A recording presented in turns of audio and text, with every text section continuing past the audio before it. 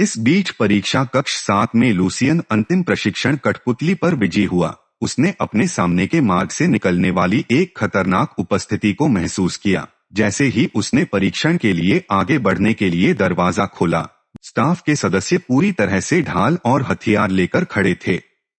दूसरे रास्ते से बाहर निकली लड़की ने अपनी मानसिक शक्ति का संचार किया, जिससे वह दीवारों के पार देखने में सक्षम हो गई। दीवारों के पीछे उसने 2 व्यक्तियों को लड़ते हुए देखा। हालांकि प्रतिद्वंद्वी रोबोट नहीं बल्कि इंसान थे। उसने एक की पहचान को करीब से देखने का प्रयास किया। लूसियन के भारी दबाव ने उसे अचानक घेर लिया, मानो वह किसी राक्षस से मुकाबला कर रही हो। उसके माथे से पसीने की बूंदें टपकने लगीं। वह चौंककर कुछ कदम पीछे हट गई और अपने मूल रास्ते पर वापस आ गई और दरवाजा कसकर बंद कर दिया। वह कांपते हुए जमीन पर बैठ गई। अनियंत्रित रूप से डर की यह स्पष्ट भावना वास्तव में भयावह थी। जियाउडुन जल्दी से घटनास्थल पर पहुंचे। मेजर चिन ने अंदर की स्थिति के बारे में पूछताछ की, लेकिन पता चला कि कैमरे नष्ट कर दिए गए थे और स्थिति को छोड़ दिया गया था अंदर अस्पष्ट। इसके अलावा पर्यवेक्षण कार्मिक के साथ संचार कुछ समय पहले खो गया था।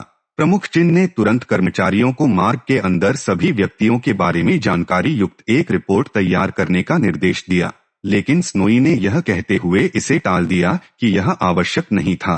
तभी मजबूत दीवार पर दरारें दिखाई दीं और अचानक लूसियन दरवाजे से बाहर निकला। सभी ने राहत की सांस ली जब उन्हें एहसास हुआ कि यह लूसियन एक छात्र था।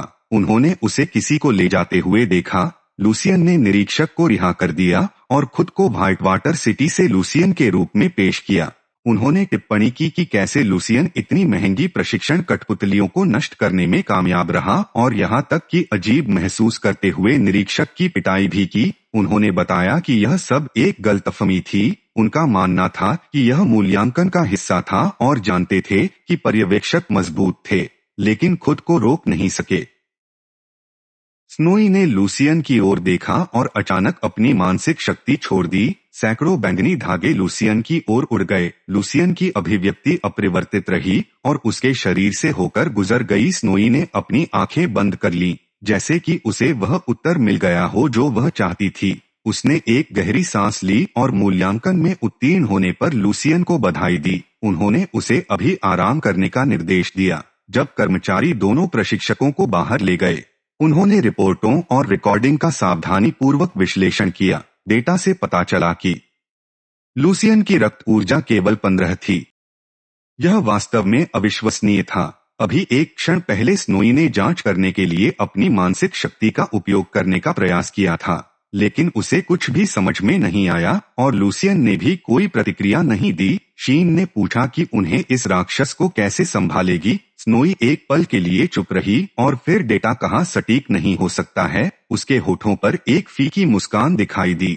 ऐसा लगता है कि यह शिविर काफी दिलचस्प हो गया है।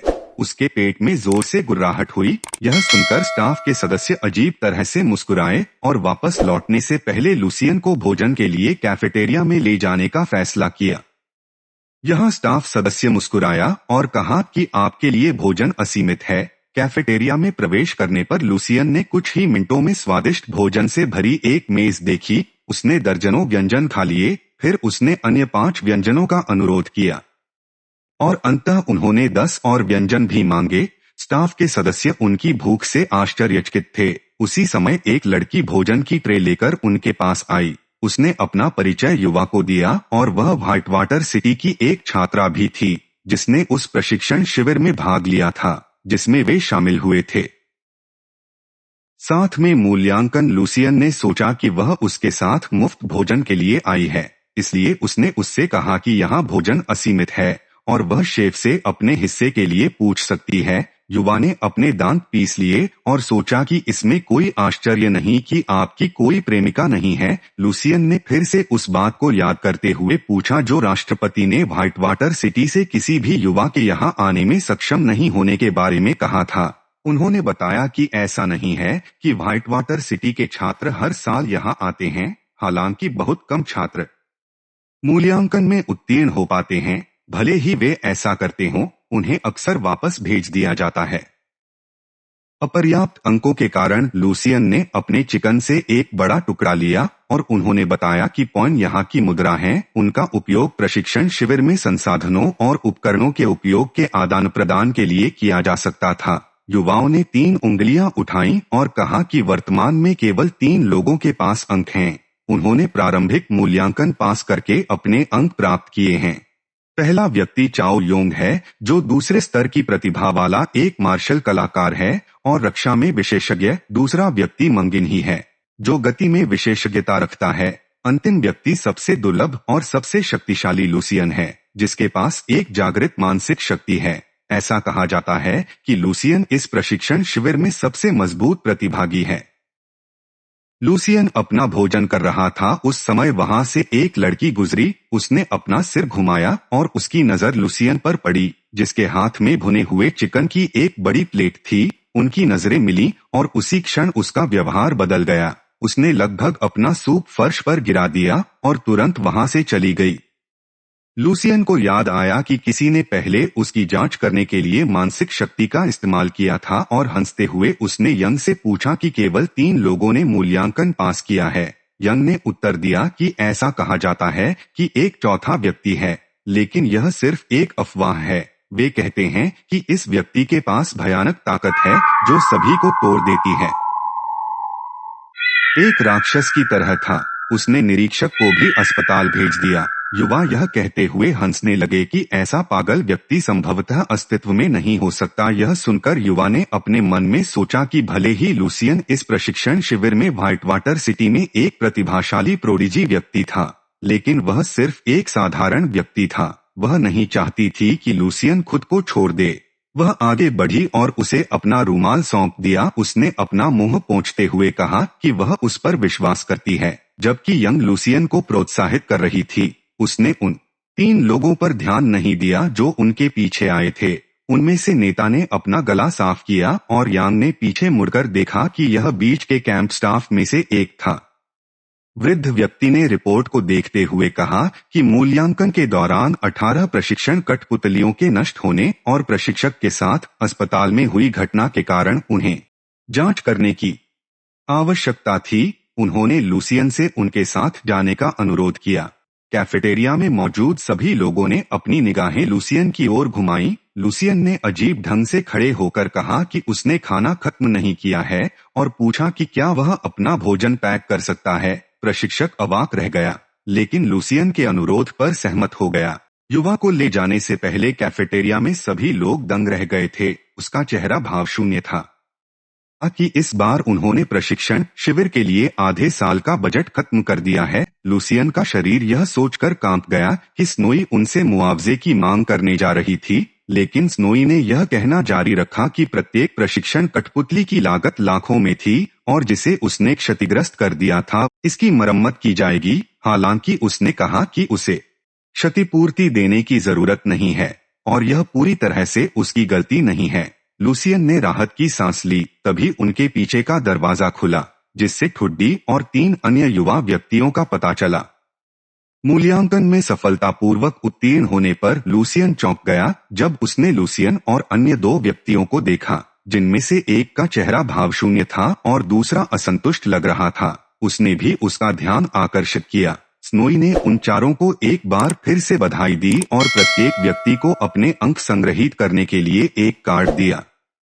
3 व्यक्तियों को 100 अंकों के साथ गोल्ड कार्ड प्राप्त हुए, जबकि लूसियन को एक सफेद कार्ड मिला। लूसियन ने सोचा कि यह बिना किसी अंक के एक खाली कार्ड था और इसे उपयोग के नियमों को पढ़ने के लिए पलट दिया। पीछे लिखा था कि एक भोजन की लागत 5 अंक थी, 1 घंटे का अभ्यास प्रशिक्षण कक्ष की लागत 10 अंक है, एक नियमित प्रशिक्षक के साथ एक सत्र की लागत 30 अंक है और मुख्य प्रशिक्षक के साथ एक सत्र के लिए 100 अंक की आवश्यकता होती है।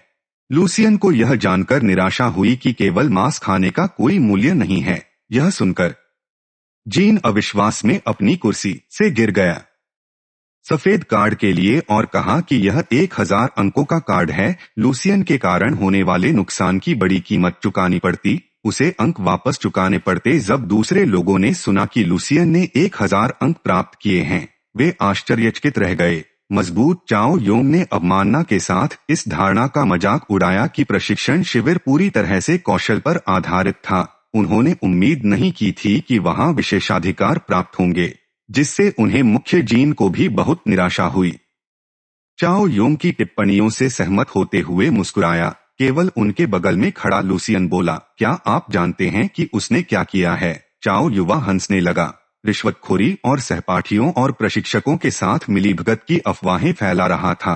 वह जानता था कि प्रशिक्षक सभी तीसरे स्तर के मार्शल कलाकार थे। उन्हें लूसियन के छोटे फ्रेम और संभवतः निम्न रक्त ऊर्जा स्तर के साथ हरा सकता है। यह असंभव लग रहा था। उसने अपनी शर्ट को फाड़ दिया, जिससे उसकी मांसल काया का पता चला, और उसने अपनी खुद की प्रतिभा को सक्रिय करने के लिए लूसियन पर अपनी निगाहें जमा ली। उसने लूसियन को खुद को साबित करने के लिए उत्सुकता से तिरस्कार के साथ देखा। चाओ यंग ने महसूस किया कि मामला बढ़ने वाला है। उसने हस्तक्षेप करना चाहा, लेकिन लूसियन ने उसे रोक दिया। चाओ योंग ने लूसियन की ओर हाथ उठाया और तार्किक तकनीक के साथ तुरंत उंगली हिलाकर उसे मीटर तक पीछे हटा दिया। वह रूम की दीवार से टकराया, जिससे एक बड़ा छेद हो गया, जिससे वह बेहोश हो गया और हर कोई स्तब्ध रह गया। अब केवल लूसियन था। उसे इस बात को लेकर चिंतित थे कि क्या उन्हें हुए नुकसान के लिए जिम्मेदार ठहराया जाएगा। यह देखते हुए कि टकराव की शुरुआत चाओ योंग ने की थी, वे स्तब्ध और अवाक थे। ऐसा लग रहा था कि दोनों अधिकारियों ने परिणाम का अनुमान लगाया था। लूसियन ने पूछा कि क्या वह अब जा सकते हैं, जैसे कि लूसियन बैस से प्रस्थान करने वाला था। आगे के प्रशिक्षण के लिए उसकी योजनाओं के बारे में पूछताछ की। उसने बताया कि वह अपने अंकों का उपयोग उससे व्यक्तिगत मार्गदर्शन प्राप्त करने के लिए कर सकता है। यह कोई आसान बात नहीं है। उसने अपना आभार व्यक्त किया, लेकिन स्नोई के प्रस्ताव को यह कहते हुए अस्वीकार कर दिया कि उसे महत्वपूर्ण मामलों पर ध्यान देना है।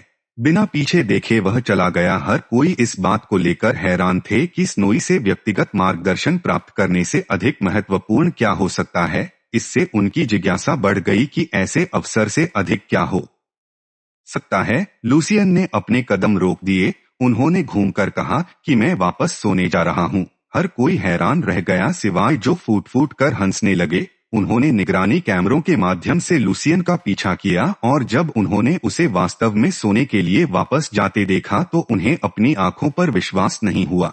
लूसियन की हरकतों ने स्नोई और शीन को प्रशिक्षण शिविर में उनके अपने समय की याद दिला दी, विशेष रूप से ज़ियोंगपैंग नाम के किसी व्यक्ति की। सपनों की दुनिया में लूसियन एक मांसल ज़ोंबी के साथ एक भयंकर युद्ध में लगा हुआ है। ज़ोंबी की विशाल मुट्ठी लूसियन की ओर बढ़ती है, लेकिन वह दोनों हाथों से उसे रोक देता है। मौके का फायदा उठाते हुए वह एक हाथ से ज़ोंबी की मुट्ठी पकड़ लेता है और एक भाला उठा लेता है। जमीन से एक शक्तिशाली जोर के साथ वह ज़ोंबी के घुटने पर निशाना लगाता है, उसे स्थिर करता है। लूसियन स्टेलर तकनीक को सक्रिय करता है, अपनी सारी ताकत को अपनी बाह में लगाता है। एक शक्तिशाली प्रहार के साथ वह ज़ोंबी को मारता है। लूसियन समझ सकता है कि यह ज़ोंबी एक बार स्तर 6 था। चेयरमैन जियो के समकक्ष मार्शल कलाकार, यदि उन्होंने पिछले हमले का विरोध करने के लिए अपनी मानसिक शक्ति का उपयोग नहीं किया होता तो लूसियन को मार सकता था। लूसियन समझते हैं कि मार्शल आर्ट कौशल और युद्ध का अनुभव वास्तविक हैं। सपनों की दुनिया में प्राप्त खजाने केवल शारीरिक वृद्धि, चपलता, मुक्केबाजी तकनीकों को पार करते हैं। पैर तकनीक, भाला तकनीक, तलवार तकनीक मानव क्षमता की सीमाएं हैं, और कोई भी सभी क्षेत्रों में उत्कृष्टता प्राप्त नहीं कर सकता है। हालांकि वह अनगिनत व्यक्तियों के कंधों पर खड़ा है और वह बिना किसी दोष के पूर्णता प्राप्त कर सकता है। लूसियन को एहसास है कि उसे अपनी मानसिक शक्ति का प्रशिक्षण जारी रखने की आवश्यकता है। यदि उसे एक सच्चे छठे स्तर के पावरहाउस का सामना करना पड़ा जिसे वह जीतने में सक्षम नहीं हो सकता था, वह सपनों की दुनिया से बाहर निकलता है और चेतना के दायरे में प्रवेश करता है और अपनी मानसिक शक्ति को परिष्कृत करना शुरू कर देता है, क्योंकि लूसियन उसके दायरे के भीतर उसकी चेतना को छूती है।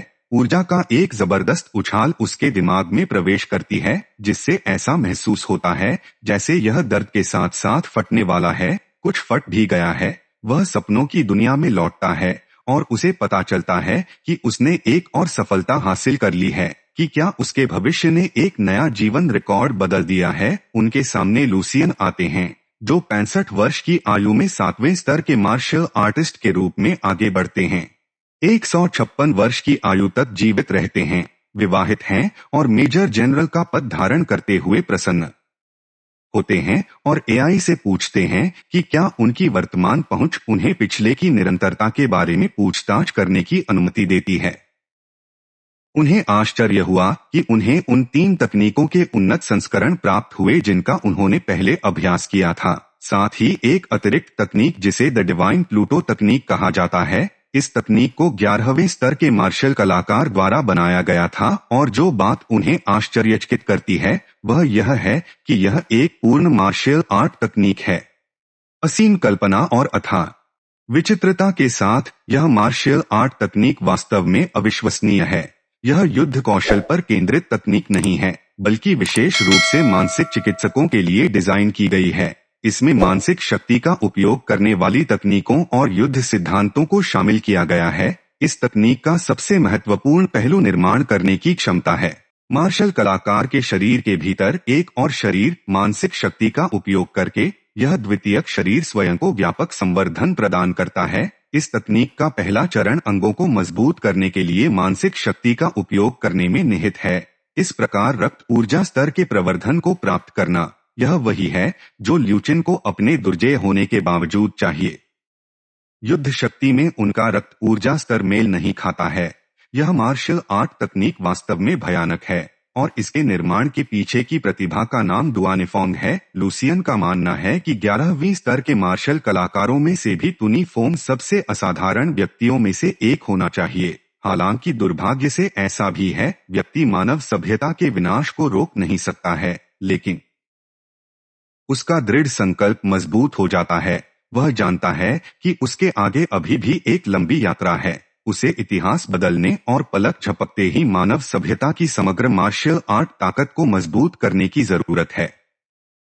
कैंप के अंदर पूरा 1 महीना बीत चुका था। कमरे के मध्य में अपनी जगह ले ली थी, जो अविश्वसनीय गति से उसकी ओर बढ़ रहे सुनहरे गहनों से घिरी हुई थी। उसकी आंखें कसकर बंद हो गईं और अंधेरे के दायरे में उसने बैंगनी रंग की ज्वलंत झलकियां देखी। सटीकता और चालाकी के साथ उसके सामने हल्का नृत्य करते हुए लूसिक क्षमताओं ने तेजी से अवरोधन किया और हर एक गोले को विक्षेपित कर दिया, जिससे उसकी नवीनतम रचना स्टार डार्ट पर उसकी महारत का प्रदर्शन हुआ। प्रशिक्षण सत्र बंद होने के साथ ही टेलीकिनेसिस कक्ष के दरवाजे खुले। अपने चेहरे पर गर्व प्रकट करते हुए उसने अपनी उल्लेखनीय प्रगति की सराहना करते हुए कहा कि एक बार आसानी से 6 सितारा डार्ट्स को नियंत्रित कर सकता है तो यह उसे एक स्तर के मानसिक गुरु की प्रतिष्ठित स्थिति में चढ़ने का संकेत देगा।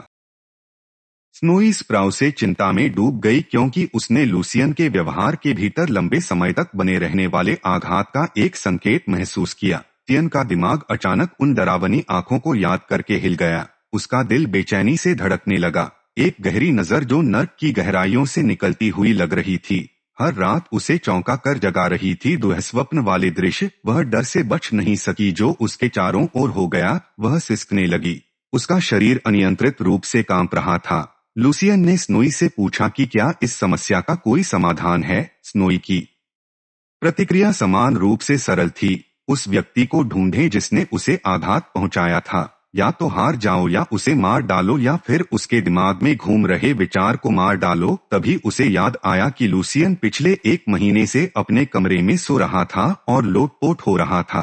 अगर उसकी क्षमताएं स्थिर रहीं तो शायद निकट भविष्य में उसे हराने की संभावना थी, निर्देश दे रही थी। हालांकि लूसियन का व्यक्तित्व थोड़ा डरपोक था। मिंग जिन का चरित्र ज्यादा बेहतर नहीं था। स्नोई ने लूसियन की स्थिति के बारे में पूछताछ की और शीन ने यह कहते हुए अपना सिर हिलाया कि जब भी वे भोजन पहुंचाते थे तो लूसियन सो जाते थे। ऐसा लग रहा था शीन ने मजाक में स्नोई को छात्रावास जीवन का आनंद लेने और बिना किसी की परवाह किए पूरे दिन सोने के बारे में अपने पिछले शब्दों की याद दिलाई। स्नोई ने लूसियन में निराश महसूस किया। जब वह हताशा में चली गई तो उसके भीतर गुस्सा बढ़ गया। प्रशिक्षण कक्ष की सफाई करते हुए एक लड़की आई। वह एक जीवंत युवा लड़की थी जो कहीं से भी प्रकट हुई और उसने तुरंत उसे सहायता की पेशकश की। उन्होंने बातचीत शुरू की। लड़की अपने दर्द वाले हाथ की मालिश कर रही थी। उसने लालसा की सांस लेते हुए अपनी बात कबूल की। 100 अंकों में उसने कबूल किया कि पर्याप्त अंक जुटाने के लिए उसे भोजन छोड़ने तक का त्याग करना पड़ा, जिससे उसके अंदर जिज्ञासा पैदा हो गई और उसने अपना ध्यान यांग की ओर लगाया और लूसियन के साथ अपने घनिष्ठ संबंध को याद किया। जैसे ही लड़की ने सवाल पूछा तो माहौल बोझिल हो गया। अचानक दरवाजे से एक शोर गूंजा जिसने सभी का ध्यान आकर्षित किया। माहौल प्रत्याशा से भर गया। चौगुने समय के गुरुत्वाकर्षण को चुनौती देने के लिए तैयार चाओ यंग हैरान थी। उसने एक बार के गुरुत्वाकर्षण कक्ष का प्रयास किया था, हालांकि वह केवल 20 मिनट तक ही टिक पाई और बेहोश हो गई। यह देखने के लिए उत्सुक थी कि क्या हो रहा था। लड़की ने उत्सुकता से जांचने का आग्रह किया। यांग के दिमाग में उत्सुकता दौड़ गई हुआ था, गंभीरता से अपने कौशल का सम्मान कर रहा था और गुरुत्वाकर्षण कक्ष के अंदर चाओ यंग ने खुद को संभालने के लिए तैयार किया। सामान्य गुरुत्वाकर्षण से 3 गुना अधिक चुनौती के रूप में वह लंबा खड़ा था। उसकी त्वचा एक पथरीली बनावट पर आधारित थी जो चमकती सुनहरी बिजली से सजी हुई थी। अपने दांत पीसते हुए उसने कक्ष के भीतर 4 मिनट के मार्ग को पार कर लिया। कुछ ही क्षण बाद चाओ युंग गुरुत्वाकर्षण कक्ष से बाहर आया, जिसका स्वागत कोरस ने किया। दर्शकों की प्रशंसा के बाद उसने गहरी सांस लेते हुए भीड़ की ओर एक आत्मसंतुष्ट दृष्टि डाली और उनकी प्रशंसा की संतुष्टि का स्वाद चखा। एक वफादार बधाई देते हुए आत्मविश्वास से आगे आया और कहा कि ज्यादा समय नहीं लगेगा। चाओ युंग अपने माथे को रगड़ा। चाओ युंग की सोच के जवाब में उसके विचार लूसियन की ओर बढ़ रहे थे। गुर्गे दिन में सपने देखने और सोने के लिए दिन बिताने के लिए लूसियन का मजाक उड़ाते हुए हंसने लगे। चाओ यंग की मुस्कुराहट चौड़ी हो गई, साथ ही एक उपहास के साथ कथित रूप से अभिमानी लूसियन को पार करने के उसके दृढ़ संकल्प को बढ़ावा मिला, जिसे वह जानता था।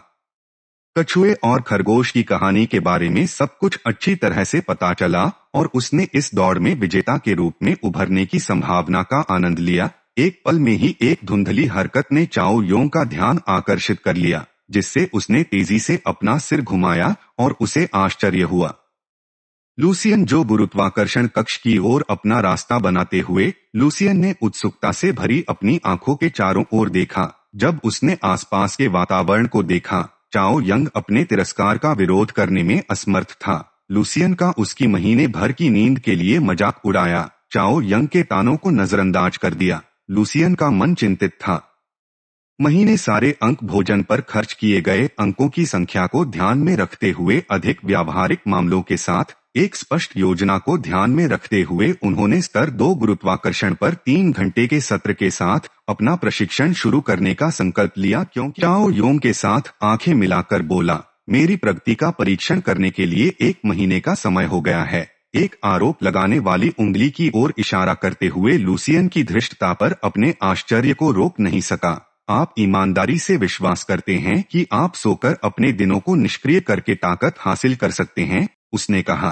चाओ यंग का अविश्वास तब और बढ़ गया जब उसने बिना किसी स्पष्ट वार्म अप के गुरुत्वाकर्षण कक्ष में लूसियन के प्रवेश को देखा। कक्ष का दरवाजा बंद हो गया और उल्टी गिनती शुरू हो गई। हर गुजरते सेकंड के साथ गुरुत्वाकर्षण कक्ष के भीतर से निकलने वाली एक भयानक खामोशी के साथ ऐसा लग रहा था जैसे दोगुनी गुरुत्वाकर्षण का लूसियन पर कोई प्रभाव ही नहीं पड़ा। अचानक उनके नीचे की जमीन कांपने लगी, जिससे आसपास खड़े लोगों की आंखें सदमे से हांफने लगीं। जब उन्होंने लूसियन की बिजली की तेज किक और घूंसे को देखा तो उनका अविश्वास बढ़ गया। प्रत्येक प्रहार से चैम्बर की सीमा के भीतर भी गड़गड़ाहट वाली ध्वनि उत्पन्न हो रही थी। लूसियन तीव्र गुरुत्वाकर्षण के प्रभाव का आनंद लेते हुए चैम्बर का आनंद ले रहा था। लूसियन ने सभी उम्मीदों के विपरीत अपनी आंखें बंद करके गुरुत्वाकर्षण को 2 गुना से आश्चर्यजनक रूप से 4 गुना तक बढ़ा दिया था। बढ़ी हुई गुरुत्वाकर्षण शक्ति में वह खूबसूरती से एक घुटने पर बैठ गया, जिससे दर्शकों को गलती से विश्वास हो गया कि वह अपनी सीमा तक पहुंच गया है। लेकिन फिर बेहद दुस्साहस का प्रदर्शन करते हुए लूसियन ने धीरे से 2 उंगलियां उठाईं